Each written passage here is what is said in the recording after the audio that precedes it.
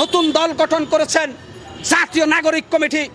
আমি চ্যালেঞ্জ করে বললাম, বাংলাদেশে আপনারা একটা সিটও পাবেন না যদি বাংলাদেশ জাতীয় নাগরিক কমিটি এই নির্বাচনে একটা সিট পায়। আমি হাতের মধ্যে ছুরি পরব।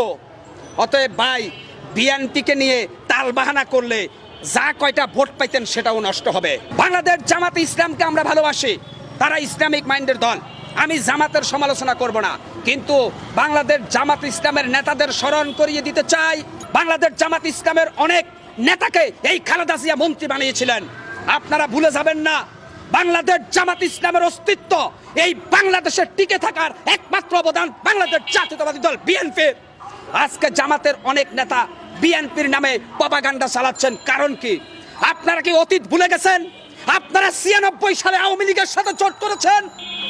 অতএব আমি জামাত ইসলামকে বলবো, মানুষ আপনাদেরকে ভালোবাসে ধর্মীয় দৃষ্টিকোণ থেকে, কিন্তু রাজনৈতিক দল হিসাবে আপনারা প্রতিষ্ঠিত হতে আরো ২০ বছর সময় লাগবে। আমি বলবো, বাংলাদেশ জামাত ইসলামের নায়েবে আমির ছিলেন আল্লামা দেলোয়ার হোসেন সাঈদী। সারা বাংলাদেশ নয়, সারা পৃথিবীর মুসলমান যাকে ভালোবাসে, কিন্তু সেই দেলোয়ার হোসেন সাঈদী কখনো বিএনপিকে কটাক্ষ করে কথা বলেন নাই। অনেক নতুন জামাত ইসলামের কর্মীকে দেখি, আপনারা কিন্তু ইতিমধ্যে অনেক বিতর্কিত কথা বলছেন। আরে ভাই, বিএনপিতে সাদাবাজের লোক যারা আছে তারা বিএনপি না, তারা বিএনপির লেবাস ধরেছে। অনেক জায়গায় আমরা দেখছি প্রমাণ পাওয়ার সাথে সাথে বিএনপির হাইকমান্ড তাদেরকে দল থেকে বহিষ্কার করেছে।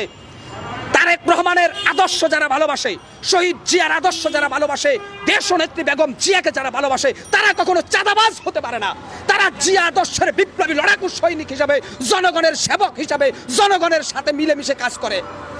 আজকে কেন বিএনপির নামে চাঁদাবাজির তকমা ব্যবহার করেন? টেম্পো স্ট্যান্ডে চাঁদাবাজি করে, লেগুনা স্ট্যান্ডে চাঁদাবাজি করে, ওরা বখাটে টোকায়, ওরা বিএনপি না।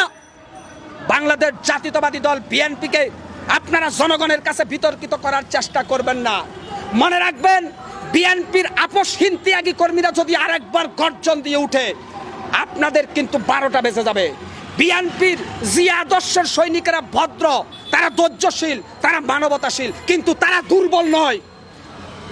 আমি সমগ্র বাংলাদেশের প্রত্যেকটা রাজনৈতিক দলের নেতাদের হুঁশিয়ার করে দিয়ে বলতে চাই, আপনারা বিএনপির ধৈর্যের পরীক্ষা নেবেন না। বিএনপি নির্বাচন চায়, কারণ হচ্ছে নির্বাচনে বিএনপির বিজয়ের সম্ভাবনা ৯৯%, আর বাকি সবার সম্ভাবনা 1%। আজকে যারা নতুন দল গঠন করেছেন জাতীয় নাগরিক কমিটি, আমি চ্যালেঞ্জ করে বললাম, বাংলাদেশে আপনারা একটা সিটও পাবেন না যদি বাংলাদেশ জাতীয় নাগরিক কমিটি এই নির্বাচনে একটা সিট পায়। আমি হাতের মধ্যে ছুরি পরব। অতএব ভাই, বিএনপিকে নিয়ে তালবাহানা করলে যা কয়টা ভোট পাইতেন সেটাও নষ্ট হবে। আমরা মনে করি বিএনপি ১৭ বছর রাজপথে ছিল। বিএনপির হাজার হাজার কর্মী হত্যার শিকার হয়েছে, গুমের শিকার হয়েছে। যার অন্যতম নায়ক সিলেটের ইলিয়াস আলীকে হাসিনা গুম করে হত্যা করেছে।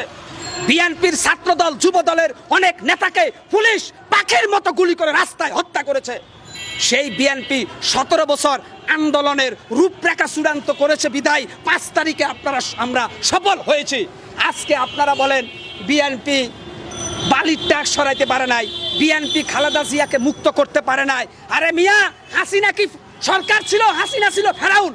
ফেরাউনের কাছে সমস্ত জাতি আমরা জিম্মি ছিলাম।